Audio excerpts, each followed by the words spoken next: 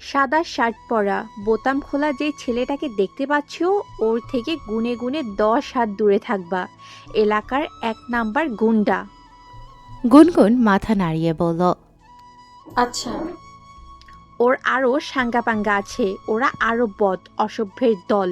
আকারে ইঙ্গিতে কিছু বললেও কোনো উত্তর দিবা না, চুপচাপ চলে যাবা।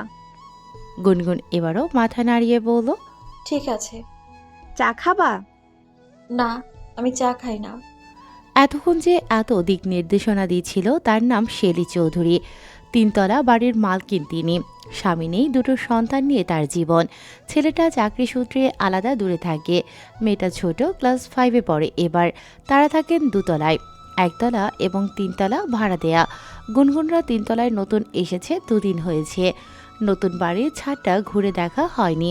সে আবার ছাদপ্রেমী, ছাদে সময় কাটাতে ভালো লাগে। সেই লোভেই এসেছিল ছাদে। তখনই শেলি চৌধুরীর সঙ্গে তার দেখা এবং আলাপ। গুনগুনকে ডেকে পাশে বসালেন। ছাদে বসার জন্য সিমেন্ট দিয়ে জায়গা বানানো হয়েছে। কিছুক্ষণ বসে আলাপ করে হাঁটছিল দুজনে।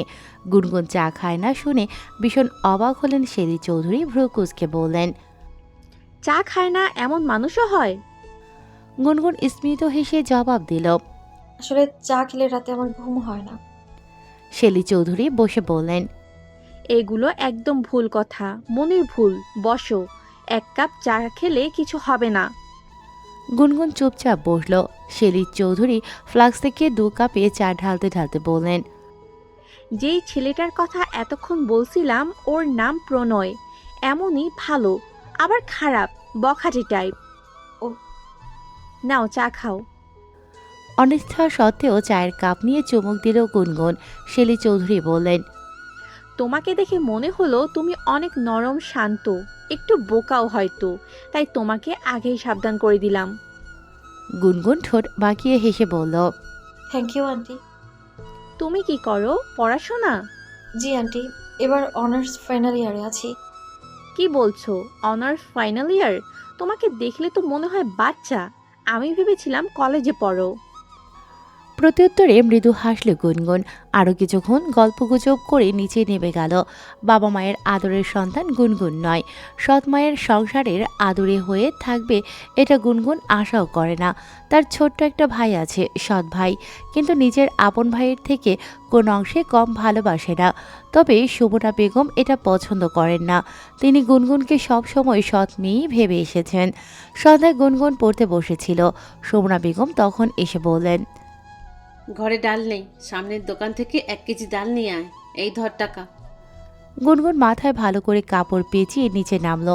বাড়ির সামনেই মুদি দোকান, এর পাশেই চায়ের টং দোকান। বিকেলে এই দোকানেই সেই গুন্ডা ছেলেটাকে দেখিয়েছিল শেলি আন্টি। আশেপাশে কোথাও না তাকিয়ে গুনগুন সোজা মুদি দোকানে গিয়ে দোকানদারকে বলল, আঙ্কেল 1 কেজি মসুর ডাল দিন। এরপর খেয়াল করলো পাশের চায়ের দোকান থেকে অনেক হট্টগোলের শব্দ ভেসে আসে। গুনগুন না চাইতেও একবার ফিরে তাকালো। প্রণয় ও ওর সাঙ্গপাঙ্গরা কি নিয়ে যেন খুব হাসাহাসি করছে।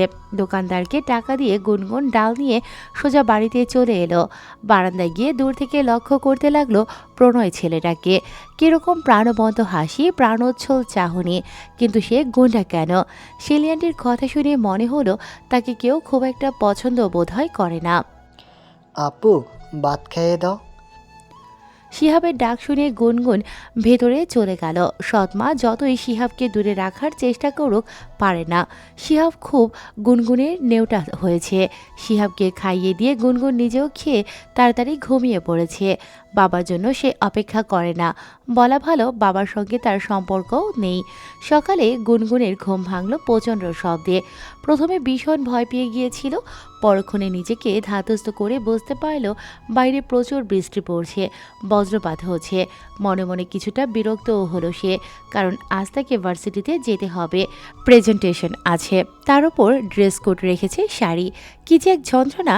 একরাশ বিরক্তি নিয়ে গুনগুন ফ্রেশ হয়ে নাস্তা করলো, শাড়ি পরলো আর মনে মনে দোয়া করতে লাগলো যেন বৃষ্টিটা কমে যায়। অদ্ভুত বিষয়, আল্লাহর সঙ্গে সঙ্গেই দোয়া কবুল করে নিয়েছেন। বৃষ্টি কমে গেছে। গুনগুন আর কাল বিলম্ব না করে চটজলদি ছাতা নিয়ে বের হয়ে গেল। বাড়ির সামনে রাস্তা কিছুটা ফাঁকা, কাদা জমে গেছে বৃষ্টিতে। গুনগুন খুব সতর্কতার সাথে পা টিপে টিপে হাঁটছিল। পাশেই সেই চায়ের টং দোকান। একদল ছেলের বেসুরো কণ্ঠ থেকে হঠাৎই ভেসে এলো। গুনগুন বুঝতে পারছে যে গানটা ওর উদ্দেশ্যেই গাওয়া হয়েছে। সে চুপচাপ এড়িয়ে যাওয়ার চেষ্টা করছিল, মনে প্রাণে চেষ্টা করছিল শেলি আন্টির কথা শোনার। এর মধ্যে একজন বলে বসলো, হাঁটতে কি কষ্ট হচ্ছে? কোলে নিয়ে পার করে দেব? গুনগুন দাঁড়িয়ে পড়ল, দাঁত কিরমির করছে তার। সে সোজা চলে গেল টং দোকানে। শেলি আন্টি তখন বারান্দায় দাঁড়িয়েছিলেন। কে আমাকে কোলে নিয়ে পার করে দিতে চাইলো? প্রশ্ন করল গুনগুন। সেই সাথে বুড়ো দোকানে একবার চোখও বোলালো।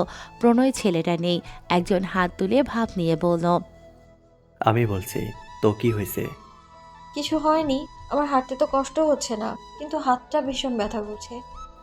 কথা শেষ করে ছেলেটার গালে চর বসালো গুনগুন। পুরো দোকান স্তব্ধ। শেলি আন্টি নিজেও অবাকের চূড়ান্ত পর্যায়ে আছেন।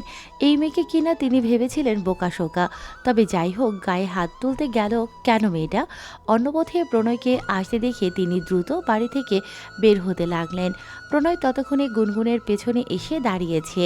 ছেলেগুলো ক্ষেপে গুনগুনের কাছে এগোতে গেলে প্রণয় হাতের ইশারায় নিষেধ করে। গুনগুন ছেলেগুলোকে শাসিয়ে বলল, আর যদি কখনো ইভটিজিং করতে দেখি তাহলে ডিরেক্ট পুলিশে কল দিব, মনে থাকে যেন। পুলিশ কেন? তোমার বাপেও আইসা কিছু করতে পারবে না। গুনগুন পেছনে ফিরে তাকালো। প্রণয় প্যান্টের পকেটে এক হাত পুড়ে দাঁড়িয়ে আছে। কথাটি সেই বলেছে। শেলি আন্টি গতকাল কি বলেছেন মুহূর্তেই গুনগুন সব ভুলে গেল। হতে পারে সে তার বাবাকে পছন্দ করে না, কিন্তু তাই বলে বাবা মা তুলে গালি দিলে সে মাথা ঠান্ডা রাখতে পারে না মোটেও। গুনগুন মেজাজ দেখিয়ে বলল, বাপ তুলে কথা বলবেন না। প্রণয়ের অন্য হাতে জ্বলন্ত সিগারেট ছিল। সে সিগারেটে টান দিয়ে ধোঁয়াগুলো গুনগুনের মুখের উপর ছেড়ে বলল, তোমার ভাগ্য ভালো, মুখে বলেছি, কাজে কিছু করে দেখাইনি এখনো। গুনগুন কাশতে লাগলো, কিন্তু থেমে থাকার বা চুপ থাকার মতো মেয়ে সে নয়। সে তার তেজি কণ্ঠে বলল, কি করবেন আপনি? কিছু করতে চাচ্ছি না, কিন্তু আমাকে বাধ্য করো না। ফলাফলও ভালো হবে না। আগে কখনো এলাকায় দেখিনি, নতুন, তাই হয়তো জানো না কিছু। গুনগুন ক্ষিপ্ত কণ্ঠে বলল, জানি, সবই জানি। আপনি, আপনারা সবাই যে খারাপ ছেলে খুব ভালো করেই জানি। বাহ, তারও তো সবই জানো, এরপরও এত সাহস দেখাচ্ছ। সাহস দেখাতে কলিজা লাগে, চেনা জানা লাগে না। সেই কলিজা যদি আমি টেনে বের করে ফেলি? তাহলে আপনার প্রাণও শেষ করব আমি। এর মধ্যেই দোকানে বেশ মানুষজন জড়ো হয়ে গেছে। কেউ কখনো প্রণয়ের সাথে এভাবে কথা বলার সাহস দেখায়নি। আর এই মেয়েটা নতুন এসে কীরকম চটপটে কথা বলছে। কেউ কেউ অবশ্য মনে মনে খুশিও হচ্ছে, তবে সবাই অবাক না হয়ে পারছে না, আবার মায়াও লাগছে। শুধু শুধু নিজের বিপদ নিজে ডেকে আনার কোনো মানে হয় না। শেলি আন্টি ভিড় ঠেলে এগিয়ে এলেন, গুনগুনকে ধরে বললেন, এই তুমি এখানে কি করছো? ক্লাস নাই তোমার? যাও ভার্সিটিতে যাও। এরপর হাত ধরে টেনে নিজেই নিয়ে যেতে লাগলেন। পেছন থেকে প্রণয় বলল, আপনার পরিচিত নাকি আন্টি? সাবধান করে দিয়েন। গুনগুন রুক্ষ কণ্ঠে বলল, হব না সাবধান। কি করবেন? মেয়েদের ইভটিজিং করে আবার বড়াই করা হচ্ছে। এরপর যদি আবার ওকালতি করতে আসেন তাহলে পরের থাপ্পড়টা আপনার গালে পড়বে। প্রণয়ের মাথায় এবার রক্ত উঠে গেছে। এতক্ষণ সে অনেকটা রয়ে সয়েই কথা বলেছিল, তবে এতগুলো মানুষের সামনে এত বড় অপমান তার বরদাস্ত হয়নি একদম। সে গুনগুনের সামনে গিয়ে পথ রোধ করে দাঁড়ালো। গুনগুনের দৃষ্টিতে অগ্নিশিখা। প্রণয়ের হুমকিতে সে মোটেও ভয় পাচ্ছে না। শেলি চৌধুরী প্রণয়ের হাত ধরে সরানোর চেষ্টা করে বললেন, প্রণয়, বাদ দাও, ঝামেলা করো না। প্রণয় সরল না। শেলি চৌধুরীর হাত সরিয়ে দিল। গুনগুনের মুখোমুখি দাঁড়িয়ে বলল, মেয়েদের গায়ে আমি হাত তুলি না, অসম্মানও করি না। ঠিক তেমনই আবার মেয়ে মানুষের অতিরিক্ত রাগ, জেদ, অহংকার আমার পছন্দ না। আপনার পছন্দ অপছন্দ নিয়ে ভাবার জন্য তো আর আমার জন্ম হয়নি, আর না আমি আপনার বিয়ে করাবো। সুতরাং আপনার অপছন্দ নিয়ে আমার কোনো মাথা ব্যথা নেই। আর যেন কি বলেন, মেয়েদের সম্মান করেন আপনি? তার নমুনা তো মাত্রই দেখলাম। আপনার চেলা পেলারা আমাকে রাস্তায় ইভটিজিং করছে, আপনি প্রতিবাদ করার পরিবর্তে উল্টো এসেছেন আমায় হুমকি ধামকি দিতে। কাপুরুষ যেন কোথাকার। প্রণয় রাগে হাত মুষ্টিবদ্ধ করে ফেলল। অবস্থা বেগতিক দেখে শেলী চৌধুরী এবার গুনগুনকে জোর করে টেনে নিয়ে গেলেন। একটা খালি রিক্সা পেয়ে উঠিয়ে দিলেন সঙ্গে সঙ্গে। প্রণয় এবার আর কোনো বাধা দিল না। রিক্সা চলে যাওয়ার পর শেলী চৌধুরী প্রণয়ের কাছে গিয়ে বললেন। তুমি ওর কথায় কিছু। তিনি কথা শেষ করতে পারলেন না, তার আগেই সামনে এগিয়ে মাসুদের গালে চড় বসালো প্রণয়। গালে হাত দিয়ে অবাক হয়ে তাকিয়ে আছে মাসুদ। প্রণয় যে কখনো ওর গায়ে হাত তুলতে পারে এটা সে কল্পনাতেও আনেনি। মাসুদ অবাক হয়ে বলল। তুই আমাকে মারলি? মেয়েদের ইভটিজিং করতে নিষেধ করেছিলাম না? আমি তো জাস্ট একটু মজা করছিলাম। এই ধরনের মজা আমার পছন্দ না। নেক্সট টাইম একই কাজ যদি আবার করিস তাহলে ভুলে যাবো তুই আমার বন্ধু। মাসুদ আর কিছু বলার সুযোগ পেল না। প্রণয় রাগ করে হনহনিয়ে চলে গেল। বাকিরাও বেশ অবাক হয়েছে এরকম কাণ্ডে, এমনকি শেলী চৌধুরী নিজেও। মাসুদ প্রণয়ের জানের জিগার, কখনো দুজনের ঝগড়াও হতে দেখেনি কেউ, সেখানে আজ প্রণয় ওর গায়ে হাত তুলেছে। শেলী চৌধুরীর এখন সবচেয়ে বেশি ভয় হতে লাগলো গুনগুনের জন্য। মেয়েটা এতটা রাগ জেদ না দেখালেও পারত। গুনগুনের প্রেজেন্টেশন খারাপ হয়েছে, শুধু খারাপ নয় খুব খারাপ। সকালের বিষয়টি সে মাথা থেকে বেরই করতে পারেনি, যার ফল পেতে হলো খারাপ প্রেজেন্টেশন দিয়ে। সবচেয়ে বেশি খারাপ লাগছে এটা ভেবে যে তার প্রিয় শিক্ষকের কোর্সের প্রেজেন্টেশন ছিল এটা। প্রণয়ের উপর তার ভীষণ মেজাজ খারাপ হচ্ছে। মন খারাপ করে ক্যান্টিনে একা একাই বসেছিল গুনগুন। আমজাদ স্যারও এলেন তখন। গুনগুনকে দেখে পাশের চেয়ারে বসলেন। গুনগুন অপ্রস্তুত হয়ে সালাম দিল। আসসালামু আলাইকুম স্যার। ওয়ালাইকুম আসসালাম। দাঁড়াতে হবে না, বসো। গুনগুন কাচুমাচু হয়ে অপরাধীর মতো বসে রইল। স্যার জিজ্ঞেস করলেন। তোমার কি হয়েছে আজ? তোমাকে ভীষণ ডিস্টার্ব লাগছিল। Anything wrong? তেমন কিছু না স্যার। আমজাদ স্যার গুনগুনের পারিবারিক অবস্থা সবটাই জানেন। কতটা মানসিক অশান্তি দিয়ে গুনগুন সেখানে থাকে সেটিও তিনি জানেন। দীর্ঘশ্বাস নিয়ে বললেন। ফোকাস হারিয়ে ফেললে হবে না গুনগুন। তোমার স্বপ্ন ভীষণ বড়, তবে অসাধ্য নয়। সেই স্বপ্নের খুব কাছাকাছি গিয়ে হার মেনে নিও না। যতই কষ্ট হোক না কেন, কনফিডেন্স হারানো যাবে না। স্বপ্নকে ছুঁড়তে হবে। গুনগুনের এখন কিছুটা নির্ভার লাগছে, মনটাও শান্ত লাগছে। এজন্যই আমজাদ স্যার ওর সবচেয়ে প্রিয় শিক্ষক। গুনগুন মৃদু হেসে বলল। জি স্যার, আমার দ্বারা আর এমন হবে না ইনশাআল্লাহ। স্যার হেসে বললেন। গুড গার্ল, আল্লাহ তোমার স্বপ্ন পূরণ করুক, দোয়া করি সর্বদা।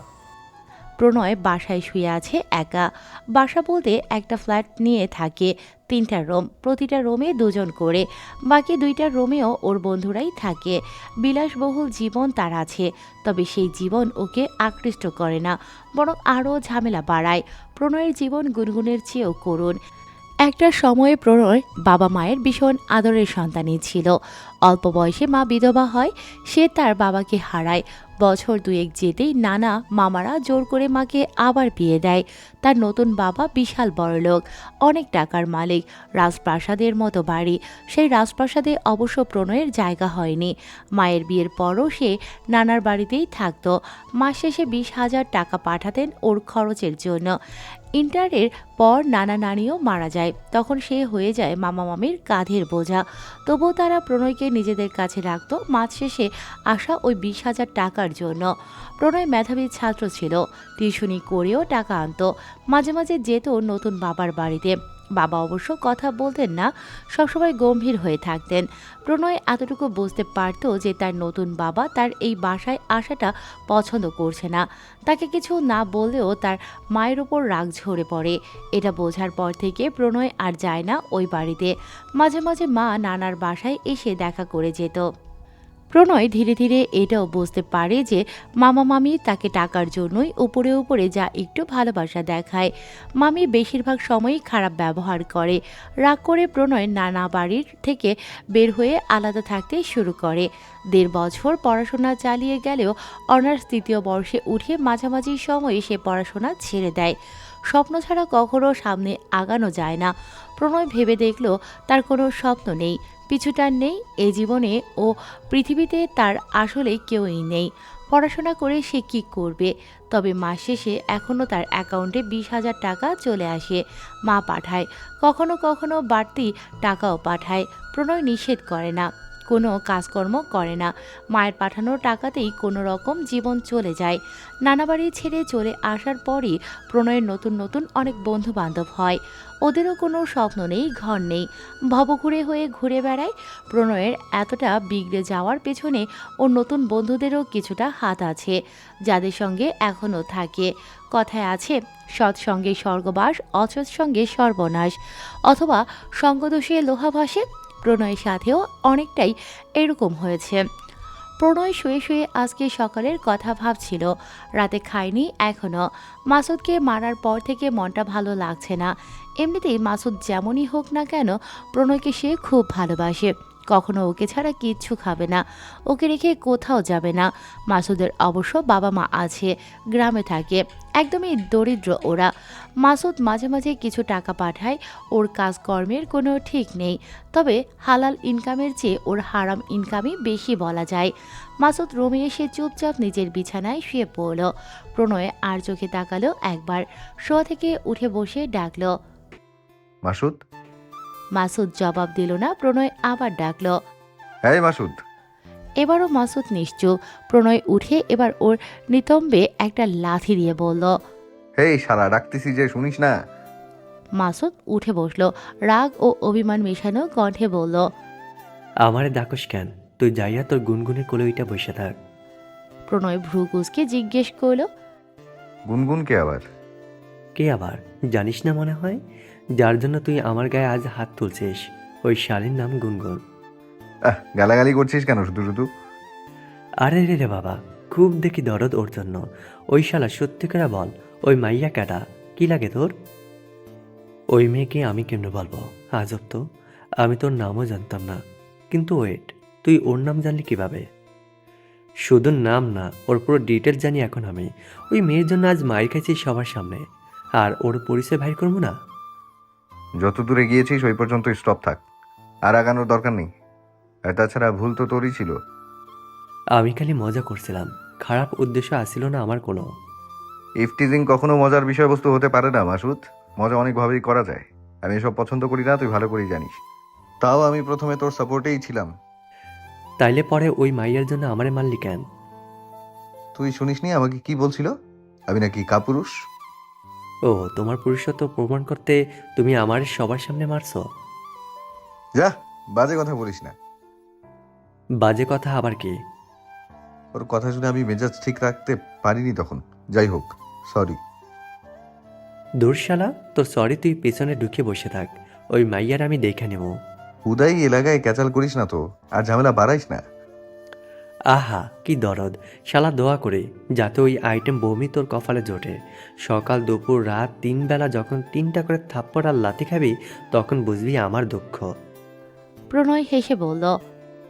তোর দোয়া কবুল হওয়ার চান্স কম, কারণ বিয়ে শাদীর চক্করে আমি নেই।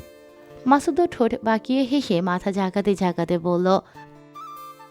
জীবনের কলম তো আর তোমার হাতে না বন্ধু। আল্লাহ কার কপালে কি লেখা রাখছে তা তো কেউ কইতে পারবো না। রাতে শিশিরকে দিয়ে গুনগুনকে ডেকে পাঠিয়েছেন শেলি চৌধুরী। মেয়েকে উদ্দেশ্য করে তিনি বললেন। রুমে গিয়ে পড়তে বসো, যাও। শিশির চলে যাওয়ার পর তিনি গুনগুনকে বললেন। বসো। গুনগুন নিঃশব্দে বসল। শেলি চৌধুরী কিছু সময় নীরব থেকে বললেন। তোমার যে এত রাগ দেখে বোঝা যায় না। গুনগুন মজা পেয়ে বলল। যেরকমটা আমার বয়স বুঝতে পারনি। শেলি চৌধুরী গম্ভীর কণ্ঠে বললেন। তবে তোমার একদম উচিত হয়নি ওদের সাথে ঝামেলায় জড়ানো। আমি তো ইচ্ছে করে ঝামেলা করিনি আন্টি।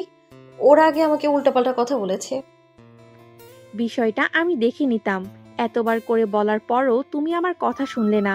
শোনো গুনগুন, তুমি শিক্ষিত মেয়ে, পরিবার আছে, একটা রেপুটেশন নিয়ে চলো তোমরা। ওদের না আছে শিক্ষা আর না আছে কোনো পরিবার। দিন শেষে ইমেজ নষ্ট হলে তোমাদেরই হবে, ওদের কিচ্ছুই হবে না। অ্যান্ড ইউ নো, দিন শেষে দোষ সবসময় মেয়েদেরই হয়। তাই বলে তো অন্যায় হচ্ছে দেখেও আমি চুপ করে থাকতে পারি না, তাই না? যে অন্যায়ের প্রতিবাদ করতে গেলে নিজের ক্ষতি হওয়ার সম্ভাবনা থাকে, সেই প্রতিবাদ না করাই ভালো। গুনগুন চুপ করে আছে। সে জানে শেলি চৌধুরী যা বলছে তা ওর ভালোর জন্যই বলছে। ভালো চায় বলেই বারবার ঝামেলায় জড়াতে নিষেধ করছে। নয়তো কার এত দায় নিজের খেয়ে অন্যের মেয়ের জন্য এত চিন্তা করার? এসব ভেবে গুনগুন আর শেলি চৌধুরীর সাথে তর্কে গেল না।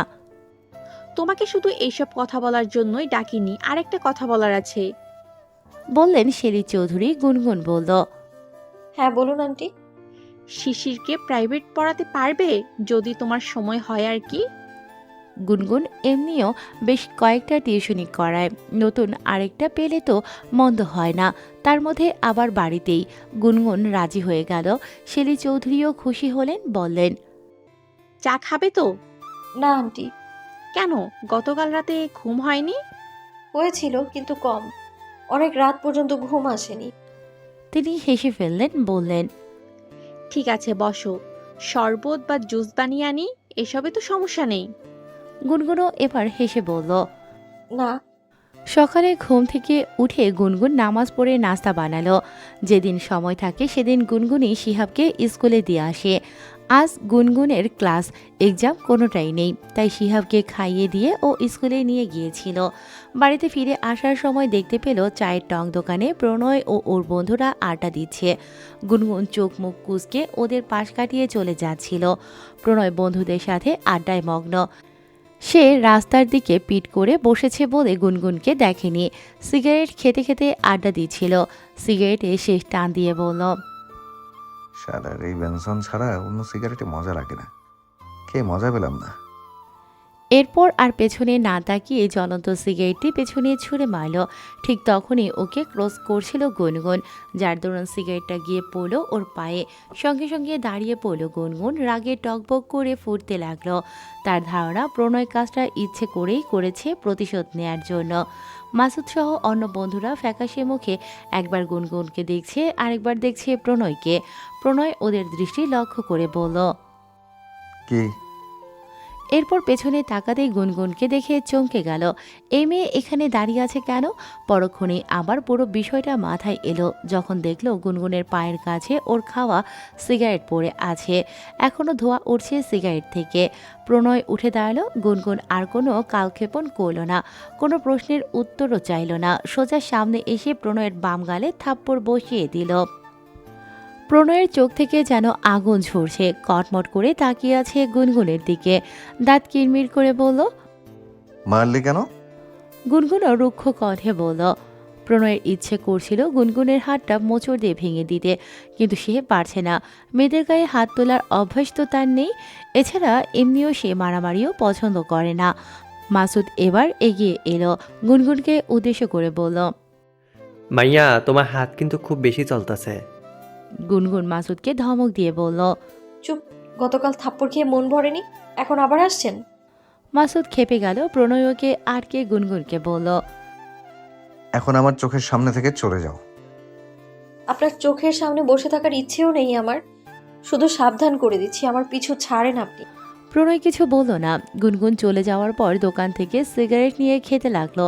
রাস্তায় আজও বেশ মানুষজন ছিল, সবাই দেখেছে। কেউ মুখে কিছু না বললেও গুনগুনের সাহস দেখে বারংবার শুধু অবাক হচ্ছে এবং এটাও ভাবছে যে না জানি গুনগুনের কপালে কোন দুর্ভোগ আছে।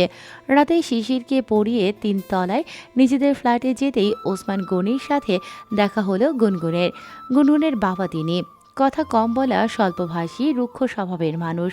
প্রায় সময় রেগেই থাকেন। তার সব রাগ গুনগুনের উপরেই। আজও মনে হচ্ছে রেগে আছে। গুনগুন কোনো পাত্তা দিল না। সে নিজের রুমে চলে যাচ্ছিল, তখন ওসমান গনি বললেন, দাঁড়া। গুনগুন দাঁড়ালো। পাল্টা কিছু জিজ্ঞেস করল না, তিনি নিজে থেকেই বললেন, কি শুরু করেছিস তুই? গুনগুন এবার প্রশ্ন করল, কি করেছি? কি করেছিস সেটা তুই খুব ভালো করে জানিস। নতুন এলাকায় আসতে না আসতেই ঝামেলা বাঁধিয়ে দিয়েছিস। তুই কি আমাকে কোথাও শান্তিতে একটু থাকতে দিবি না? গুনগুন নিশ্চুপ। তিনি বললেন, এলাকার বকাটে ছেলেদের মেরেছিস কেন? অসভ্যতামি করছিল তাই। ওদের সভ্যতা শেখানোর জন্য তো আর তোকে নিয়ে এখানে আসেনি। তোর জন্য চোরের মতো আগের এলাকা ছেড়ে এত দূরে আসতে হয়েছে। এখন আবার এই এলাকাও ছাড়ার প্ল্যান করতেছিস। পাশ থেকে তখন সুমনা বেগম বললেন, তোমাকে তো আমি আগেই বলেছিলাম এই ছেলের সাথেই ওর মেয়ের বিয়ে দিয়ে দাও। তখন তো শোনো নাই আমার কথা, এখন বোঝো কেমন লাগে। ওসমান গনি হুঙ্কার ছুড়ে বললেন। আর যেন কখনো কোনো ঝামেলায় না দেখি তোকে, তাহলে আমার চেয়ে খারাপ আর কেউ হবে না।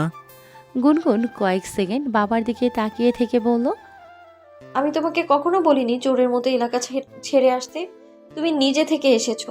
আমি অন্যায় অপরাধকে ভয় পাই না। আমার সাথে যে যেমন আচরণ করবে তেমনটাই ফেরত পাবে। এভাবে যদি আমাকে তুমি মানতে না পারো তাহলে বলে দাও, বাড়ি ছেড়ে চলে যাব আমি। ওসমান গনির মাথা নষ্ট হয়ে যাচ্ছে রাগে। মেয়ের বাড়াবাড়ি রকমের রাগ যে তার সহ্য হয় না। মাঝে মাঝে সত্যি ইচ্ছে হয় বাড়ি থেকে বের করে দিতে, কিন্তু পারেন না অদৃশ্য কোনো কারণেই। অফিস থেকে বাড়ি ফেরার পথে চায়ের দোকানদার তাকে ডেকে গতকাল এবং আজকের ঘটনাটি জানিয়েছে, সাবধান করেছে এবং গুনগুনকেও সাবধান করতে বলেছে। কিন্তু গুনগুন যেরকম তেজি, ওকে দমিয়ে রাখাও তো এত সহজ নয়। কে আটকাবে ওকে? মাসুদ শরীর দুলিয়ে খিলখিল করে হাসে, সাথে হাসছে বাকি বন্ধুরাও। একমাত্র প্রণয়ী রাগ করে বসে আছে, রাগে এখনও তার হাত পা কাঁপছে। মাসুদ হাসতে হাসতে বলল, এখন কেন রাগ করছিস? গতকাল আমার কেমন লেগেছিল বুঝেছিস আবার? শুধু তো গুনগুন মারেনি, তুইও মেরেছিস আমাকে। ডাবল থাপ্পড় খেয়েছি। গুনগুনের উচিত ছিল তোকে আরও একটা থাপ্পড় দেওয়া। প্রণয় অগ্নি দৃষ্টিতে তাকাতেই মাসুদ হাসি আটকানোর চেষ্টা করল। পরক্ষণেই আবার হা হা করে হাসি শুরু করলো। হাসতে হাসতে বলল, মাইয়াটা হাত পুরা ট্রেনে গতিতে চলে। প্রণয় এবার খেপে গিয়ে বলল, আর একটা কথা বলে লাথি মেরে ঘর থেকে বের করে দেবো। সামনে থেকে দূর হয় এখন। আমার লাগে এমন করস কেন? তোর গুনগুনি তো মারছে তোরে। থাক, রাগ করিস না। যাবি তুই? সবগুলো বের হয় এখন ঘর থেকে। রুম থেকে বের হতে হতে মাসুদ বলল, থাপ্পড়ের টেস্ট কেমন আছিল রে দোস্ত? প্রণয় এবার পায়ের জুতা খুলে ছুঁড়ে মারল মাসুদের দিকে। মাসুদ দৌড়ে সরে গেল। তখন আবার একটু পরেই মাসুদ উকি দিল রোমে। গুটি গুটি পায়ে এগিয়ে প্রণয়ের পাশে বসলো। কণ্ঠস্বর যথাসম্ভব নিচু করে জিজ্ঞেস করল, মেজাজ কি বেশি খারাপ? আবার মজা নিতে এসেছিস? আব্বে না, কিন্তু তুই শালা ওর কিছু বললি না কেন? উল্টা আবার বললি চলে যেতে। কি বলতাম? কি বলতি মানে? সঙ্গে সঙ্গে একটা থাপ্পড় লাগিয়ে দিলি না কেন? আমার মা ছোটবেলায় শিখিয়েছিল মেয়েদের গায়ে হাত তুলতে হয় না। কাপুরুষরা মেয়েদের গায়ে হাত তোলে, ওদের শাসন করতে চায়, নিজের আধিপত্য জাহির করতে চায়। মাসুদ বাঁকা হাসি দিয়ে বলল, শালা, এই নীতিবাক্য মাইনা চললে হইব? ওই মাইয়া তো একবার এসে জিগাইলও না কিছু। ভালো মন্দ না জিগাই ধাম করে থাপ্পড় দিয়ে দিল। তুই তো আর ইচ্ছা করে চিগের ছুঁড়া মারস নাই। এসব তো তোদের জন্যই হচ্ছে। গতকালের ঘটনার জন্য আজকের এই ঘটনা ঘটলো। ও তো ভাবছে আমি ইচ্ছে করে কাজটা করেছি। ওরে শালা, সব দোষ এখন মাসুদ ঘোষ। যেখানে যাই হোক দোষ এসে পড়ে আমার গাড়ে। দোষ তো তোর আছেই। ওই বেটা, আমার লাগে এত না গেদাইয়া যা, ওরে গিয়া দুইটা থাপ্পড় দিয়ে আয়। মাথা মন দুইটাই ঠান্ডা হইব। প্রণয় নাকের পাটা ফুলিয়ে বলল, মারার হইলে তখনই মারতাম, সমস্যা নেই। আমার গায়ে হাত তুলেছে না, এর প্রতিশোধ নেব আমি অন্যভাবে। সময় রে এখনো চেনে নাই। মাসুদ শ্লেষাত্মক কণ্ঠে বলল, হ্যাঁ, কিন্তু আমি ওই মাইয়ারে চিনছি। ছোট ঝাঁঝালা মরিচগুলো আছে না, একদম ওই মরিচ। মুখের চেয়ে হাত চলে বেশি। দাঁড়ের কাছে গেলে ধুমধাম খালি মায়ের ঝাঁজ আর ঝাঁজ। প্রণয় বিরক্ত হয়ে বলল, এই যা তো মাসুদ, সর এখান থেকে। হ্যাঁ ভাই, পারো তো খালি এখন আমার লগে। তোমার গুনগুন রে তো আর কিছু কইতে পারবা না। তুই যাবি? যাইতেছি, তোমার থাপ্পড়ের রানীরে সামলাইয়া রাখো। থাক তুই, তোর যাওয়া লাগবে না, আমি যাচ্ছি বাইরে। প্রণয় রাগ করে একাই বাইরে গিয়ে রাস্তায় হাঁটতে লাগলো। এই পর্যন্ত কতগুলো যে সিগারেট খেয়েছে তার কোনো হিসাব নেই। তবুও রাগ কমছে না। কিভাবে এর শোধ তোলা যায় সেটাই ভাবছে এখন হাঁটতে হাঁটতে। গুনগুনের আজ একটা ভাইভা ছিল, খুব ভালো দিয়েছে ভাইভা, এজন্য মনটাও ভালো লাগছে। শিহাবের আজ স্কুল ছুটি, এই সময়ে বাড়িতেই আছে।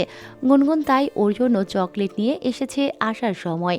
রিক্সা দিয়ে গলিতে ঢোকার সময় দেখে শিহাবও আরও কয়েকজন ছেলে মিলে ব্যাডমিন্টন খেলছে রাস্তায়। এত জনবহুল এলাকা যে আশেপাশে এই রাস্তা ছাড়া খোলা কোনো জায়গাও নেই। মাঠ আছে, সেটাও অনেক দূরে। বাচ্চারা তাই রাস্তাতেই খেলে, বড়রাও কিছু বলে না। মাসুদ গুনগুনকে দেখে বলল, ওই যে তোর থাপ্পড়ের রানী আইতাছে। কালা শাড়িতে কিন্তু সুন্দরী লাগতাছে। প্রণয় চোখ গরম করে তাকালো, এরপর আবার ঠিকই তাকালো গুনগুনের দিকে। মেজাজ খারাপ হচ্ছে, আবার চোখ ফিরিয়ে নিল প্রণয়।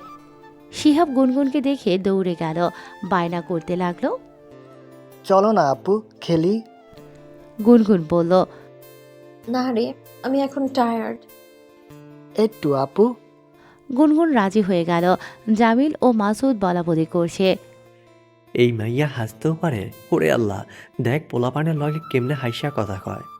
প্রণয় চরম বিরক্ত হয়ে বলল, তোদের কি কথা বলার জন্য আর কোনো টপিক নাই? সারাক্ষণ গুনগুন ঘ্যান ঘ্যান, বিরক্ত।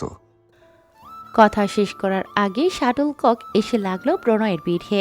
প্রণয় থেমে গিয়ে অবাক হয়ে পেছনে তাকালো। শাটল কক শিহাব মেরেছে, গুনগুন না। মাসুদ উচ্ছ্বাসিত হয়ে বলল। এই শালা পাইসি আবার ক্যাসাল করার টপিক। প্রণয় কোনো কথা না বলে শাটল কক নিয়ে সোজা গুনগুনের সামনে দাঁড়ালো, জিজ্ঞেস করলো, রাস্তা কি খেলার জায়গা? কোথায় খেলবো সেই পারমিশন তো আপনার থেকে নেব না। নতুন এসে খুব বেশি উঠছে, কিছু বলছি না বলে নিজেকে রানী ভিক্টোরিয়া ভেবো না। আপনিও নিজেকে আলেকজান্ডার দ্য গ্রেট ভাবা বন্ধ করেন। প্রণয় দাঁতে দাঁত পিষে বলল, রাস্তায় খেলা যাবে না বলছি, যখন খেলা যাবে না। রাস্তা তোমার বাপের না। গুনগুন এদিক ওদিক তাকিয়ে বলল। রাস্তায় তো আপনার বাপের নামও লেখা দেখতেছি না। প্রণয় রাগ জেদ আর কন্ট্রোল করতে না পেরে গুনগুনের হাত থেকে র্যাকেটটি নিয়ে আছাড় দিয়ে ভেঙে ফেলল। মাসুদ পাশ থেকে খুশিতে আত্মহারা হয়ে বলল, ঠিক হয়েছে, একদম ঠিক হয়েছে, বেয়াদব মেয়ে একটা। গুনগুনও এবার রাগে জিদ্দে প্রণয়ের হাত থেকে শাটল কক ছো মেরে কেড়ে নিয়ে মাসুদের দিকে ছুঁড়ে মারল। শেলি চৌধুরী বাজার করে রিক্সা নিয়ে ফিরছিলেন, আবার ওদের একসাথে দেখে ঘটনা আন্দাজ করতে পারলেন তিনি। চটজলদি রিক্সা থেকে নেমে এগিয়ে গিয়ে জিজ্ঞেস করলেন, কি হয়েছে এখানে? প্রণয় রাগে ফুঁসে উঠে বলল, আন্টি, এই মেয়ে কিন্তু দিন দিন খুব বাড়ছে। এলাকায় আসতে না আসতেই একটার পর একটা ঝামেলা করছে। এখনো কিছু বলিনি, কিন্তু ধৈর্যের সীমা লঙ্ঘন করলে কিন্তু আর কোনো ছাড় দেবো না। ঝগড়াঝাটি কি নিয়ে লেগেছে সেসব কিছু বিস্তারিত জানতে চাইলেন না তিনি। গুনগুন ও শিহাবকে নিয়ে বাড়ির দিকে যেতে লাগলেন। প্রণয় পেছন থেকে বলতে লাগলো, আর একদিন কোনো ঝামেলা করলে একদম এলাকা ছাড়া করে ছাড়বো। গুনগুন জবাব দেওয়ার জন্য দাঁড়াতে চাইলে শেলি চৌধুরী এবার ধমক দিয়ে বললেন, চুপচাপ আমার সাথে চলো, আর একটা কথাও বলবে না। প্রণয়ের রাগ কিছু কমলেও সবটা কমেনি।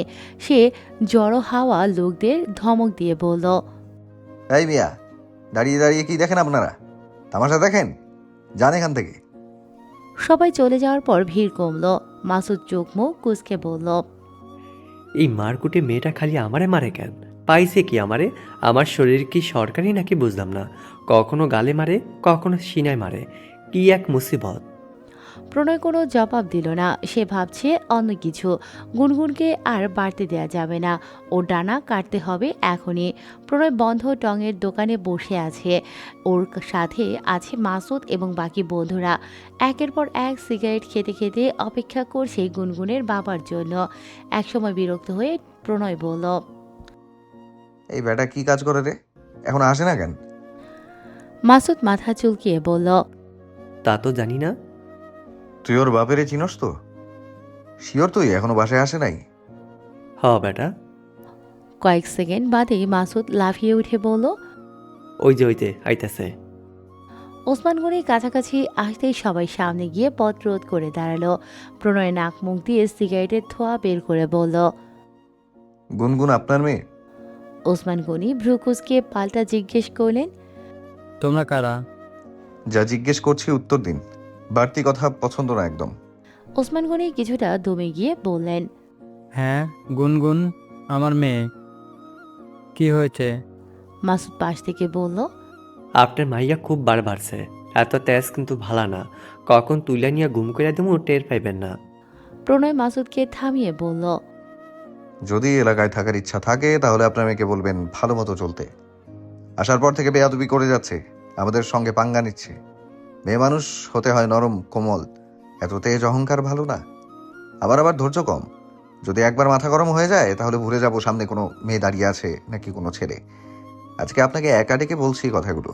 এরপর যদি আবার বাড়াবাড়ি করে তাহলে আপনার মেয়ের মান সম্মান নিয়ে টান তো দেবই, সাথে আপনারও। আপনার একটা ছোট ছেলেও তো আছে না? কেমন হয় যদি আগে ওরেই গুম করে ফেলি? ওসমান গনি ঠান্ডার মধ্যেও ঘামতে লাগলেন। প্রতিবার তাকে এসব সমস্যার মুখোমুখি হতে হয়। আগের এলাকাতেও তিনি গুনগুনের জন্য অনেক ঝামেলায় পড়েছিলেন, যদিও সেই সব ঝামেলার কারণ ভিন্ন ছিল। কিন্তু এই ছেলেগুলো অন্যরকম সাংঘাতিক। ফাঁকা বলি ছাড়ার মতো ছেলে মনে হচ্ছে না। তিনি ঠিক কী জবাব দিলে ওদের মন ভরবে সেটাও তিনি জানেন না। প্রণয় সিগারেটটি মাটিতে ফেলে পা দিয়ে পিষে বললেন। কথাগুলো মাথায় রাখেন। ওসমান গনি রাগে কাঁপতে কাঁপতে বাড়িতে ঢুকলেন। নিজের রুমে না গিয়ে সোজা গুনগুনের রুমে চলে গেলেন। গুনগুন নেক্সট প্রেজেন্টেশনের স্লাইড বানাচ্ছিল। বাবাকে এভাবে রুমে আসতে দেখে কিছু বলারও সুযোগ পেল না সে। তার আগেই তিনি গুনগুনের হাত ধরে টেনে বাইরে নিয়ে এলেন। ফ্ল্যাটের দরজা খুলে বললেন, তোকে নিয়ে এত যন্ত্রণা আর আমি সহ্য করতে পারছি না। প্রতিদিন ভালো লাগে না আর এত অশান্তি। বেরিয়ে যা বাড়ি থেকে। গুনগুন বিস্মিত হয়ে তাকিয়ে আছে। বাবার সঙ্গে তার সম্পর্ক ভালো না হলেও সে অন্তত এটা কখনো কল্পনাও করেনি যে ওর বাবা ওকে বাড়ি থেকে বের করে দিতে পারে। গুনগুন নিজে অনেকবার বলেছে বাড়ি থেকে বের করে দিতে। ওসমান গনিও অনেকবার রাগ করে বলেছিলেন বের করে দেবেন, কিন্তু তিনি এমন কিছু কখনোই করেননি। শুধু বলা পর্যন্তই ছিল। গুনগুনের ধারণা ছিল ওর বাবা ওর মাকে ভালো না বাসলেও মনের এক কোণে ওর জন্য একটুখানি হলেও মায়া আছে, ভালোবাসা আছে। কিন্তু গুনগুন আজ ভুল প্রমাণিত হলো। আজ আর মুখে নয় কাজেই প্রমাণ করে দিলেন যে গুনগুন একা, ভীষণ একা। এই দুনিয়ায় যার মা নেই তার আসলে আর কেউই নেই। এই চরম তিক্ত সত্য কথাটা যেন গুনগুন আরও একবার খুব তীব্রভাবে অনুভব করতে পারল। সুমনা বেগম পাশ থেকে জিজ্ঞেস করলেন। কি হয়েছে? ওসমান গনি চিৎকার করে বললেন, কি হবে? ওর জন্য রাস্তার বকাটে ছেলেরা এসে আমাকে থ্রেট করে যায়। এরপর গুনগুনের দিকে তাকিয়ে বললেন, তোর মতো মেয়ের জন্ম দিয়েই ভুল করেছি আমি। তোর জন্য এখন আমার পরিবার ছেলেকে হারাতে পারবো না। এখনই তুই বাড়ি থেকে বেরিয়ে যা। গুনগুন ভীষণ শক্ত মনের মেয়ে, অথচ তবুও চোখ দুটো আজ ছলছল করছে। তার আত্মসম্মান বোধও প্রবল। ঝাপসা দৃষ্টিতে বাবার দিকে তাকিয়ে বলল, ঠিক আছে, বাড়ি ছেড়ে চলে যাব আমি। সকাল হলেই চলে যাব, শুধু রাতটা থাকতে দাও। গুনগুনের চোখের পানি দেখেও ওসমান গনির মন গলল না। অথচ একটা সময়ে এই গুনগুনি ছিল তার চোখের মণি। তিনি পুনরায় বজ্রকণ্ঠে বললেন, আর এক সেকেন্ডও নয়, এক্ষুনি বেরিয়ে যা তুই। এত রাতে আমি কোথায় যাব? কোথাও যাওয়ার জায়গা না থাকলে জাহান্নামে যা, তবু আমাকে শান্তি দে। বললাম তো আমি সকাল হলেই চলে যাব। ওসমান গনি আর কথা না বাড়িয়ে গুনগুনের হাত ধরে টেনে 3 তলা থেকে সিঁড়ি বেয়ে নিচে নামতে লাগলেন। গুনগুনকে অনেকটা টেনে হিঁচড়ে একদম বাড়ির মেন গেটের বাইরে নিয়ে বললেন, আর কখনো তোর মুখ দেখাবি না। গেট লাগিয়ে চলে গেলেন তিনি। দরজার সামনে ঠায় দাঁড়িয়ে আছে গুনগুন। পায়ের নিচের মাটিটাকে বড্ড শূন্য লাগছে। মায়ের ওপর অভিমান হচ্ছে খুব। কেন তিনি সাথে করে নিয়ে গেল না গুনগুনকে? গুনগুনের থেকে কিছুটা দূরে দাঁড়িয়েছিল প্রণয়। সিগারেট নিতে বের হয়েছিল। ওসমান গনি শেষে কি বলেছেন তা প্রণয় শোনেনি, তবে এতটুকু বুঝতে পেরেছে যে তিনি গুনগুনকে বাড়ি থেকে বের করে দিয়েছেন। চোখের পানি মুছে গুনগুনকে এদিকে আসতে দেখে অন্ধকারে একটা গাড়ির আড়ালে লুকিয়ে পড়ল প্রণয়। একটা চায়ের দোকান ছাড়া সব দোকান বন্ধ। পুরো রাস্তা জনমানবহীন। দু একটা কুকুর রাস্তার শীতে গুটিসুটি হয়ে শুয়ে আছে। এত রাতে মেয়েটা যাচ্ছে কোথায়? গুনগুন নিজেও জানে না সে কোথায় যাচ্ছে কিংবা কোথায় যাবে। ওর কাছে ফোনও নেই যে কারোর সাথে যোগাযোগ করবে। বান্ধবীদের বাড়িও এখান থেকে অনেক দূরে। এত রাতে একা কিভাবে যাবে সে জানে না। যেতে পারলেও ওদের পরিবারের অনেকের প্রশ্নের মুখোমুখি হতে হবে। এখন গুনগুন সেসব চাইছে না। সে কোনো উপায় খুঁজে পাচ্ছে না যে কি করবে। হাঁটতে হাঁটতে গুনগুন অনেক দূরে চলে গিয়েছে। সামনের রাস্তাগুলো একদম ফাঁকা এবং ভালোও নয়। অনেক মাতাল ছেলেদের আনাগোনা ওদিকে। প্রণয় এতক্ষণ নিশ্চুপ দাঁড়িয়ে থাকলেও এবার দৌড়ে গেল গুনগুনের কাছে। পায়ের শব্দ শুনে সচকিত হয়ে পেছনে তাকালো গুনগুন। প্রণয়কে দেখে বিস্ময় ও রাগ নিয়ে বলল, আপনি? প্রণয় সোজাসাপটা প্রসঙ্গে গিয়ে বলল, ওদিকে যেও না, খারাপ ছেলেরা সব ওখানে। গুনগুনের হাসি পেল খুব। এক খারাপ ছেলে অন্যদের বলছে খারাপ। একটু আগেই ওর বাবাকে থ্রেট করে এখন ভালো মানুষ সাজা হচ্ছে। গুনগুন তার ছেলে সুরে বলল, আপনিও তো খারাপ। দেখো, আমি ভালো না খারাপ সেই প্রমাণ আমার তোমাকে দেওয়ার কোনো ইচ্ছে নেই। তবুও যেচে পড়ে তোমাকে হেল্প করতে এসেছি, কেন জানি না। তোমার ভালোর জন্যই বলছি, ওদিকে যেও না। মানুষরূপী কুকুরের পালগুলো তোমায় পেলে একদম ছিঁড়ে খাবে। সবাই কিন্তু প্রণয় নয় যে তোমাকে ছেড়ে দেবে। ফর গড সেক, আপনার ভালো মানুষ সাজার নাটকটা বন্ধ করুন প্লিজ। আমার সাথে আজ যা হয়েছে সব আপনার জন্যই হয়েছে। এই জন্য আমি মোটেও দুঃখিত নই। তুমি আমাকে বাধ্য করেছো। আপনার প্রতিশোধ নেওয়া হয়েছে, এবার আপনি যান, বাসায় গিয়ে আনন্দ করুন। গুনগুন আবার হাঁটা শুরু করেছে। ওর গায়ে বাসায় পরার একটা পাতলা শাল, এতে শীত মানছে না, ঠান্ডায় জমে যাচ্ছে একদম। প্রণয় গুনগুনের শালের এক কোণা টেনে ধরল। গুনগুন বিস্ময়ের সর্বোচ্চ চূড়ায় পৌঁছে গিয়ে বলল, আপনার এত বড় সাহস! শাল ছাড়ুন আমার। প্রণয় শাল ছাড়ল না, বলল, পেছনে ওই বাড়িতে আমার এক পরিচিত মেয়ে ফ্রেন্ড থাকে। আজকে রাতটা ওর বাসায় থাকো, সকালে যেখানে ইচ্ছা চলে যেও। আমি বলেছি আমার শাল ছাড়ুন। এবার গুনগুন থাপ্পড় দিতে গেলে প্রণয় হাত ধরে ফেলল। রাগে গুনগুনের দুগাল চেপে ধরে বলল, এই মেয়ে, এত সাহস কই পাও তুমি? দিন দুপুরে না হয় মানা যায়, এই রাতেও ফাঁকা রাস্তায় সাহস দেখাতে এসেছো? প্রতিবার কিছু বলি না বলে সাহস বেড়ে গেছে তোমার। গাল চেপে ধরে রাখার কারণে গুনগুন কথা বলতে পারছে না। প্রণয় ছেড়ে দিল ওকে। গুনগুনের ফর্সা গাল লাল হয়ে গেছে, ব্যথাও করছে। হাত নাকি হাতুড়ি, আল্লাহ ভালো জানে। প্রণয় গুনগুনের হাত ধরল এবার। এবার কিন্তু বেশি বাড়াবাড়ি হয়ে যাচ্ছে। চিবিয়ে চিবিয়ে বলল গুনগুন। প্রণয় একদম কোনো তোয়াক্কা করল না, আর একটা কথাও বলল না গুনগুনের সাথে। নিশ্চুপ থেকেই হাত ধরে টেনে নিয়ে যেতে লাগলো। বাড়ির সামনে গিয়ে পকেট থেকে ফোন বের করে একটি নাম্বারে কল দিয়ে বলল, হ্যালো কুলসুম, বাইরে বের হতো। ওপাশ থেকে কি বলল গুনগুন শুনতে পায়নি, তবে প্রণয় বলল, দরকার আছে, বের হ বলছি পরে। ফোন রেখে একবার গুনগুনের দিকে তাকালো প্রণয়। গুনগুন পারছে না শুধু ওকে পিটিয়ে হাত পা ভেঙে দিতে। কটমট করে তাকিয়ে আছে। প্রণয়ের রাগের সাথে মজাও লাগছে। অন্তত আজকের জন্য হলেও তো সে গুনগুনকে কাবু করতে পেরেছে। প্রণয়কে মিটিমিটি হাসতে দেখে গুনগুন ধমক দিয়ে বলল, হাসছেন কেন? প্রণয় বলল, এমনি। আমার হাত ছাড়ুন। দেখো, সাপের মতো এমন ঠান্ডা হাত ধরে দাঁড়িয়ে থাকার কোনো ইচ্ছে আমার নিজেরও নেই। একই সাথে তোমার সাথে দৌড়াদৌড়ি করার মুডও নেই। হাত ছাড়লেই তো চড়ুই পাখির মতো দিবা উড়াল। কে দৌড়াবে তখন তোমার পেছনে? আমার পিছু আপনি কেন নিচ্ছেন? প্রণয় কাঁধ নাচিয়ে বলল। নিজেও জানি না। গুনগুন আর কিছু বলতে পারল না। তার আগেই কুলসুম মেয়েটি চলে এসেছে। পাতলা গরনের ধবধবে ফর্সা মেয়েটি। হালকা নিয়ন বাতির আলোতেও কুলসুমের সৌন্দর্য যেন ঠিকরে বের হচ্ছিল। গুনগুন কয়েক সেকেন্ড পরখ করল ওকে। কুলসুম ফিস ফিস করে প্রণয়কে বলল, এত রাতে বাইরে আসতে বললি কেন? আর এই মেয়ে কে? এত বিস্তারিত কথায় না গিয়ে প্রণয় ডিরেক্ট বলল, আজকের রাতটা ওকে তোর বাসায় রাখ, বাকিরা পরে ফোনে বলবো। এরপর গুনগুনের দিকে তাকালো। ওর ভাবগতি ভালো না, একদম যাওয়ার ইচ্ছে নেই ভেতরে। যদিও কুলসুম মেয়েটাকে ওর খারাপ মনে হচ্ছে না, তবুও ভয় লাগছে। শত হোক প্রণয়ের ফ্রেন্ড বলে কথা, একবার যদি ভেতরে নিয়ে না। গুনগুন আর ভাবতে পারছে না। প্রণয় ফের ধমক দিয়ে বলল, কোনো টাল বাহানা করবা না, যাও। প্রণয় নিজেই গুনগুনের হাতটা কুলসুমের হাতের মুঠোয় দিয়ে দিল। এতক্ষণ কুলসুম হতবাক ছিল, এবার আটকে উঠে গুনগুনকে বলল, তোমার হাত এত ঠান্ডা কেন? রক্ত নেই শরীরে? গুনগুন জবাব দিল না। কুলসুমকে বাড়ির ভেতরে নিয়ে যাওয়ার পর পুরো বাড়িটা এক নজরে দেখে নিল গুনগুন। জিজ্ঞেস করল, কে কে থাকে এখানে? দু রুমের একটা ছোট্ট ফ্ল্যাট, একদম ফাঁকা ফাঁকা লাগছে। আর কেউ আছে নাকি বোঝা যাচ্ছে না। থাকলেও এতক্ষণে অবশ্যই ঘুমিয়ে পড়েছে। রাত তো আর কম হয়নি। কুলসুম গুনগুনের জন্য চুলায় চায়ের পানি বসালো। এরপর ওর পাশে বসে বলল, আমি একাই। একা? গুনগুনের কণ্ঠে বিস্ময়। কুলসুম হেসে বলল, হ্যাঁ, আপাতত। আমার হাজবেন্ড আসে প্রতি সপ্তাহে। ও ম্যারিড আপনি? কোথা থাকে আপনার হাজবেন্ড? ও সিলেটে জব করে।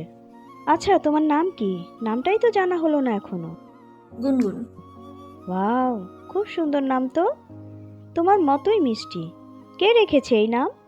গুনগুন এবার একদম দমে গেল, চেহারায় ফুটে উঠল একরাশ হতাশা, চোখ দুটো আবার ছলছল করছে। ওর নাম ওর বাবা রেখেছিল, খুব আদর করে রেখেছিলেন নামটা। এখন তো গুনগুন তার চোখের বিষ। কুলসুম হঠাৎ করে বিব্রত হয়ে গেল, থতমত খেয়ে বলল, গুনগুন, এনিথিং রং? আমি বোধহয় তোমাকে কোনোভাবে কষ্ট দিয়ে ফেলেছি। আম সরি। গুনগুন আঙুলের ডগা দিয়ে চোখের পানি মুছে বলল, না না, ইটস ওকে। তুমি বসো, আমি চা নিয়ে আসছি। এত রাতে যে তোমাকে কি খেতে দেব? আমি কিছুই খাবো না আপু, রাতে খেয়েছি। আর চা বানাবেন না প্লিজ, আমি চা খাই না। চা? বাবা, চা খায় না এমন মানুষ আছে দুনিয়ায়? আচ্ছা তাহলে নুডলস বানিয়ে দেই। না আপু, কিছুই করতে হবে না, আপনি বসুন এখানে। একটু থেমে গুনগুন বলল, আপু, আপনার কি ল্যাপটপ আছে? কুলসুম ঠোঁট উল্টে বলল, না গো, আমার হাজবেন্ডের আছে, কিন্তু এটা তো এখন ওর কাছেই সিলেটে। গুনগুন হতাশ হয়ে বলল, ল্যাপটপ দিয়ে কি করবে? আমার সকালে একটা প্রেজেন্টেশন আছে, স্লাইড বানাতে হবে। কুলসুমের মনের ভেতর অনেক প্রশ্ন ঘুরপাক খাচ্ছে, কিন্তু জিজ্ঞেস করবে কিনা বুঝতে পারছে না। তখন নামের কথা জিজ্ঞেস করাতেই যেভাবে কেঁদে ফেলল, যদি আবার কাঁদে। আপাতত ওকে কোনো প্রশ্ন না করে কুলসুম বলল, ফোন দিয়ে বানাতে পারবে? তাহলে আমার দুটো ফোন, একটা তোমাকে দিচ্ছি। চেষ্টা করে দেখতে পারি। ঠিক আছে, কিছু যখন খাবেই না তখন রুমে চলো, ঠান্ডার মধ্যে এখানে আর বসে থাকতে হবে না। রোমে নিয়ে কুলসুম বালিশের নিচ থেকে একটা ফোন বের করে দিল গুনগুনকে। ফোন দিয়ে কিভাবে প্রেজেন্টেশন বানাতে হয় দেখার জন্য ইউটিউবে গেল গুনগুন। চোখ দুটো ঘুমে জ্বলছে। সকাল হলে সে কি করবে, কোথায় যাবে কিছুই জানে না। তবে আপাতত সে কোনো বাড়তি দুশ্চিন্তাও করতে চাচ্ছে না। আগে সকালে প্রেজেন্টেশনটা দেবে, তারপর যা ভাবার ভাবা যাবে। গুনগুনকে ঘরে রেখে কুলসুম আবার রান্নাঘরে গেল। ফ্রিজ থেকে দুধ বের করে পানিতে ভিজিয়ে নুডলস রান্নার প্রস্তুতি নিচ্ছিল। দুধ গরম করে দেবে আর নুডলস রান্না করে দেবে। ওই সময় প্রণয় কল দিয়েছে। কুলসুম ফোন রিসিভ করে কাজ করতে করতে বলল, একটু পরে আমিই তো কল দিতাম। বিজি নাকি তুই? না, বল। বোমটা কি করে? বোম মানে? আরে গুনগুনের কথা বলছি। কুলসুমের একটু খটকা লাগছে, সে বলল, কাহিনী কি বলতো? এই মেয়ের সাথে তোর পরিচয় কিভাবে? কি হয় তোর? আরে থাম, একসাথে এত প্রশ্ন করলে উত্তর দেবো কিভাবে? থেমে থেমে বল। থামাথামির সময় নেই, প্রশ্ন মাথায় জট পাকিয়ে গেছে। কি অদ্ভুত মেয়ে! নাম শুনে জিজ্ঞেস করলাম এত সুন্দর নামটা কে রেখেছে, কান্না করে দিল। আমি কি কান্না করার মতো কিছু বলেছি? আবার চা বানাতে চাইলাম, বলল চা নাকি খায় না। আবার জিজ্ঞেস করতেছে ল্যাপটপ আছে নাকি, স্লাইড বানাবে। এত রাতে ওকে কোত্থেকে আনলি তুই? স্লাইড বানাবে, প্রেজেন্টেশন আছে, তাহলে তোর সাথে কেন? আমার কিন্তু মাথা ঘুরাচ্ছে প্রণয়। প্রণয় দীর্ঘশ্বাস নিয়ে বলল, তোকে ওই দিন বললাম না এক মেয়ে মাসুদকে মেরেছিল, এটাই ওই মেয়ে। কুলসুম বিস্মিত হয়ে বলল, ওর সাথে তাহলে তোর কি চলে? আজব, কি চলবে? এই মেয়ে অনেক ক্যাচাল করছে আমার সাথেও। সতর্ক করার জন্য ওর বাপরে বলছিলাম, পরে মনে হয় এই রাগেই বাড়ি থেকে বের করে দিয়েছে। কুলসুম এবার আরো বেশি অবাক হলো। সে বিস্ময় আটকে রাখতে না পেরেই বলল, কি বলো সেসব? এর জন্য এত বড় একটা মেয়েকে এই মাঝরাতে বাড়ি থেকে বের করে দিবে? এটা কি আসল বাপ? আমি কেমনে বলবো, এত কিছু কি আমি জানি নাকি? আর আমিও তো বুঝি নাই যে ওরে বাড়ি থেকেই বের করে দিবে। আমি ভাবছি ধমক টমক দিয়ে হয়তো সতর্ক করে দেবে। কি এক কাহিনী! পরে ওকে পাইলি কই তুই? সিগারেট কিনতে বের হয়েছিলাম, তখন দেখলাম ওকে বাড়ি থেকে বের করে দিচ্ছে। এত রাতে আর কোথায় যাবে, তাই তোর কাছে নিয়ে এসেছি। বাহ বাহ বাহ, ঘর ছাড়া করে এখন আবার উপকার করা হচ্ছে। আমার কোনো দোষ নাই এখানে। কোনো বাপ এমন হইতে পারে আমার ধারণাতেও ছিল না। আচ্ছা বাদ দে এখন এসব। ওরে ল্যাপটপ দিয়েছিস? কই থেকে দিমু? ল্যাপটপ তো তোর ভাইয়ের কাছে। এখন আমার ফোন দিলাম একটা, বললো চেষ্টা করে দেখবে বানাতে পারে কিনা। প্রেজেন্টেশন কবে? বললো তো সকালে। আচ্ছা 5 মিনিট পর ফোন দিলে নিচে নামিস, আমার ল্যাপটপ দিয়ে যাচ্ছি। কুলসুম মজা নিয়ে বলল, কি ব্যাপার মাম্মা, বিষয় তো সুবিধার লাগছে না। থাপ্পড় দিয়ে গান লাল করে ফেলবো তোর। কোনো কাহিনী নেই, ফোন দিলে নিচে নামিস। ঠিক 5 মিনিট পর কল দিল প্রণয়। কুলসুম ল্যাপটপ এনে রুমে গেল, গুনগুনকে জিজ্ঞেস করল, বানাইতে পারতেছো? গুনগুন হতাশ হয়ে বলল। না, হচ্ছে না। কুলসুম শালের ভেতর থেকে ল্যাপটপ বের করে বিছানার উপর রেখে বলল। নাও। গুনগুন অবাক হয়ে বলল। ল্যাপটপ কোথায় পেলেন? প্রণয় দিয়ে গেল। গুনগুন এবার আরও বেশি অবাক হলো, তবে কুলসুমকে বসতে দিল না। আপাতত ওর কাজ করাটা জরুরি। ল্যাপটপ ওপেন করতেই হোয়াটসঅ্যাপে একটা মেসেজ এলো। প্রণয়ের প্রাইভেসির কথা ভেবে মেসেজ সিন করেনি গুনগুন, কিন্তু বারবার মেসেজ আসার জন্য গুনগুন হোয়াটসঅ্যাপে ঢুকলো। সেভ ছাড়া নাম্বার থেকে একই মেসেজ বারবার আসছে এখনও। গুনগুন ইনবক্সে ঢুকে মেসেজ দেখল। আমি প্রণয়, স্লাইড বানাতে ল্যাপটপ দিলাম, কাজ শেষ হলে ফিরিয়ে দিবে। নিজের মনে করে আবার রেখে দিও না। এই একটা মেসেজই মনে হয় 20+ বার পাঠিয়েছে। সিন করার পর প্রণয় আরেকটি মেসেজ দিল। রাগী হলেও তোমার ম্যানার্স আর পার্সোনালিটি আছে বলে মনে হয়েছে। আমার ল্যাপটপ বলে যদি আবার মেসেজ না দেখো, তাই একসাথে এতগুলো মেসেজ পাঠিয়েছি, যাতে করে বাধ্য হয়ে অথবা বিরক্ত হয়ে হলেও মেসেজটা দেখো। যাই হোক, কাজ করো, বাই। গুনগুন হতবাক হয়ে মেসেজটির দিকে তাকিয়ে আছে। শীতের সকালে কম্বল মুড়ি দিয়ে শুয়ে থাকার চেয়ে আরাম আর কিছু হয় না, কিন্তু এই আরাম বেশিক্ষণ উপভোগ করার ভাগ্য গুনগুনের নেই। তার প্রেজেন্টেশন আছে, আপাতত আগে সে বান্ধবীর বাসায় যাবে, প্রিপারেশনের ব্যাপার আছে একটা। সে উঠে আগে ওয়াশরুমে গেল। ফ্রেশ হয়ে এসে দেখে কুলসুম ওর অপেক্ষায় বসে আছে। গুনগুনকে দেখেই একটা মিষ্টি হাসি দিয়ে বলল। তোমাকে ডাকতে এসে দেখি তুমি উঠে গিয়েছো অলরেডি। গুনগুনও প্রতি উত্তরে মৃদু হাসি দিয়ে বলল। হ্যাঁ, প্রেজেন্টেশন আছে যে। কিছু মনে পড়ে যাওয়ার ভঙ্গিতে কুলসুম বলল। ও, ভালো কথা মনে করিয়েছ। এদিকে এসো। কুলসুম গিয়ে আলমারি খুলল, গুনগুনের দিকে তাকিয়ে বলল। আসো এদিকে। গুনগুনও এগিয়ে গেল। কুলসুম বলল। দেখো এখান থেকে কোন শাড়িটা পরবে। তুমি চাইলে 3 পিসও পরতে পারো। এপাশের 3টা 3 পিস একদম নতুন, একবারও পরিনি। গত মাসে তোমার ভাইয়া এনে দিয়েছিল। তোমার যেটা ইচ্ছে হয় পরো। গুনগুন অবাক হয়ে কুলসুমের দিকে তাকিয়ে আছে। একটা মানুষ এত ভালো আর বিনয়ী হয় কি করে? গুনগুনকে সে চেনে না এখনও ঠিক পর্যন্ত, তবুও ওর জন্য এত কেন করছে মেয়েটা? গুনগুনকে এভাবে তাকিয়ে থাকতে দেখে কুলসুম বলল। আমাকে কি দেখো? আমাকে কি পড়ে যাবে নাকি? বলেই কুলসুম হাসলেও গুনগুনও হেসে বলল। Thank you. আপনি অলরেডি আমার জন্য অনেক করেছেন। সারা জীবন আপনার উপকার মনে রাখবো আমি।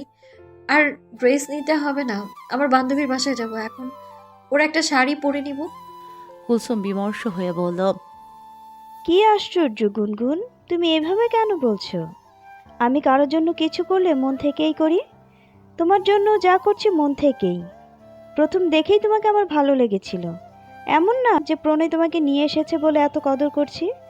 তোমার মতো আমার একটা ছোট বোন ছিল, কিন্তু আল্লাহ ওকে এতই ভালোবাসতো যে নিজের কাছে নিয়ে গেছে। এই জন্যই হয়তো না চাইতো বোনের জায়গাটা তোমায় দিয়ে দিয়েছি। গুনগুন আবেগপ্রবণ নয় তেমন, তবে কুলসুমের টলমল চোখ দুটি দেখে ওর ভীষণ মায়া লাগছে। সে কুলসুমের হাত ধরে বলল। কাঁদবেন না প্লিজ। তুমি তো কাঁদাচ্ছ। এখন কথা না বলে কোন শাড়িটা পরবে দেখো। গুনগুন হালকা আকাশি রঙের একটা শাড়ি নিল। কুলসুম শাড়ির সাথে একটা সাদা ব্লাউজ বের করে বলল। আগে নাস্তা করে নাও, পরে রেডি হও। গুনগুন ডাইনিং রুমে গিয়ে দেখলো বিশাল আয়োজন। কুলসুম নিজে থেকেই বলল। আসলে সবসময় একা থাকি তো তেমন রান্না বান্না করা হয় না। তোমার ভাইয়া যখন আসে তখন ওর পছন্দের সব রান্না করি। রান্না করা আমার প্রিয় শখ। তাই তুমি আছো বলে ছোটখাটো একটু আয়োজন করলাম।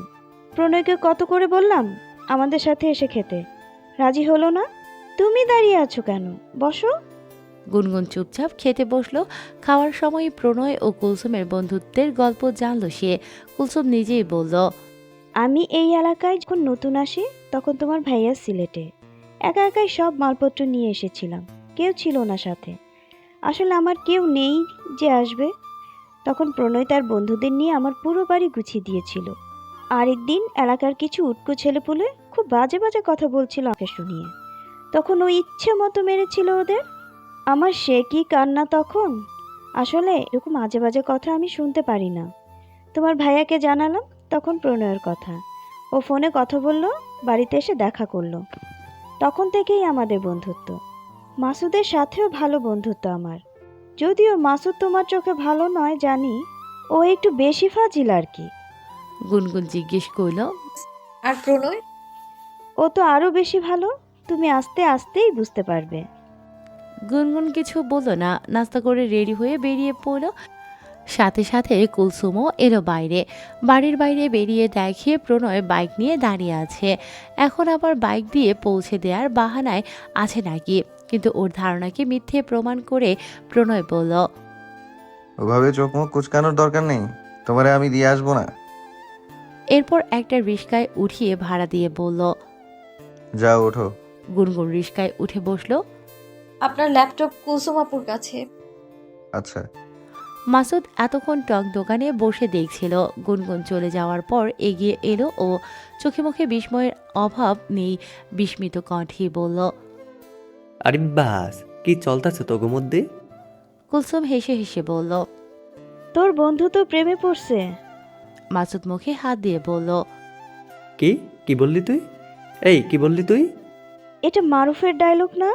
এখনো বাংলা মুভি দেখিস?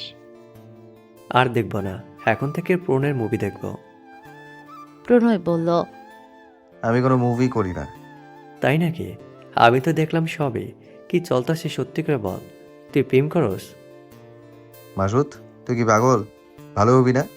আমি কোন দুঃখে ওর সাথে প্রেম করতে যাব? তাইলে তুই ওরে রিক্সায় উঠিয়ে দিলি কেন, আর ভাড়া দিয়ে দিলি কেন? কুলসুম বলল, শুধু কি রিক্সা ভাড়া, গতকাল রাতে আমার বাসায় নিয়ে এসেছে। প্রেজেন্টেশনে স্লাইড বানাবে বলে নিজের ল্যাপটপ দিয়ে গেছে, আরও কত কিছু। মাসুদকে দেখে মনে হচ্ছে বেচারা এখনই কেঁদে ফেলবে। প্রণয় ভেতরে ভেতরে এত কিছু করছে, অথচ সে কিছুই জানে না, তাও আবার কিনা তার শত্রুর জন্য। ও কিছু বলার জন্য উদ্যত হতে প্রণয় কুলসুমকে বলল। ভেতরে যা। কুলসুম কোনো প্রশ্ন না করেই বাড়ির ভেতরে চলে গেল। মাসুদ জিজ্ঞাসু দৃষ্টিতে প্রণয়ের দিকে তাকিয়ে আছে। প্রণয় বাইক থেকে নেমে একটু সামনে এগিয়ে গেল। ওসমান গনি আসেন, অফিসে যাওয়ার জন্য বের হয়েছিল। প্রণয় গিয়ে সালাম দিল। আসসালামু আলাইকুম আঙ্কেল। ওসমান গনি ভ্রু কুঁচকালেন, কিছুটা বিরক্ত তিনি রুক্ষ কণ্ঠে সালামের জবাব নিলেন। ওয়ালাইকুম সালাম। একটু থেমে বললেন, এখন আবার কি হয়েছে? কিছু হয়নি, কিন্তু আপনি কি কাজটা ঠিক করেছেন? বুঝলাম না, কি করেছি? গুনগুনকে বাড়ি থেকে বের করে দিয়েছেন কেন? সেই কৈফিয়ত কি তোমাকে দেব না কেন? কৈফিয়ত নেয়ার ইচ্ছে নেই, কিন্তু একজন সাধারণ অচেনা মানুষও তো এতটা নির্দয় হয় না। সেখানে আপনি এত রাতে নিজের মেয়েকে বাড়ি থেকে কিভাবে বের করে দিলেন আমি তো বুঝতেই পারছি না। যাই হোক, এত গভীরে যেতে চাই না। গুনগুনের ভার্সিটিতে যাবেন আজ, ওর প্রেজেন্টেশন শেষ হলে ওকে বাড়িতে নিয়ে আসবেন। ওকে আমার কথা বলার প্রয়োজন নেই কোনো। ওসমান গনি অবাক না হয়ে আর পারছেন না, তিনি বললেন, অদ্ভুত ছেলে তো তুমি। গতকাল এসে ওকে নিয়ে থ্রেট দিয়ে গেলে, আজ আবার বলছো ওকে বাড়িতে নিয়ে আসতে চাও কি তুমি? হ্যাঁ। প্রণয় চলে যাচ্ছিল, প্রশ্ন শুনিয়ে দাঁড়িয়ে বলল। গুনগুনের ভালো চাই। মাসুদ প্রণয়কে দেখছে আর অবাক হচ্ছে, কিন্তু কোনো প্রশ্ন করার সাহস পাচ্ছে না। এই মুহূর্তে ওর রাগের মধ্যে কিছু জিজ্ঞেস করা মানে আগুনে ঘি ঢালা, তাই নীরব থাকাটাই সকলের জন্য শ্রেয়। প্রেজেন্টেশন যতটা খারাপ হবে ভেবেছিল গুনগুন, তার চেয়েও অধিক ভালো হয়েছে। এতটা আশা করেনি সে, তাই মন খারাপ কিছুটা হলেও কমেছে। কিন্তু এখন চিন্তা হচ্ছে যে কোথায় থাকবে, কোথায় যাবে। রাধিকা গুনগুনকে চিন্তিত দেখে ভার্সিটিতে আসার পর থেকেই, কিন্তু তখন প্রেজেন্টেশনের প্রিপারেশন নিচ্ছিল বলে কিছু জিজ্ঞেস করেনি। ভার্সিটিতে গুনগুনের সবচেয়ে কাছের বন্ধু রাধিকা। ধর্ম আলাদা হলেও দুজনের আত্মার বন্ধন এক। রাধিকা গুনগুনের কাঁধে হাত রেখে জিজ্ঞেস করল, কিরে তোতা পাখি, আজ এত চুপচাপ কেন? এমনিতে তো সারাক্ষণ কথা বলতে থাকিস, আর সকালে ফোন দিয়েছি কতগুলো, ধরিসনি কেন? গুনগুন নিস্তেজ কণ্ঠে জবাব দিল, হ্যালো বন্ধুরা, পরবর্তী পার্ট খুব তাড়াতাড়ি আসবে, তো সবাই অপেক্ষায় থাকো। আর চ্যানেলটি যারা এখনো সাবস্ক্রাইব করোনি তারা পরবর্তী পার্ট দেখার জন্য চ্যানেলটি সাবস্ক্রাইব করে রেখো। ধন্যবাদ সবাইকে, আমাদের সাথেই থেকো।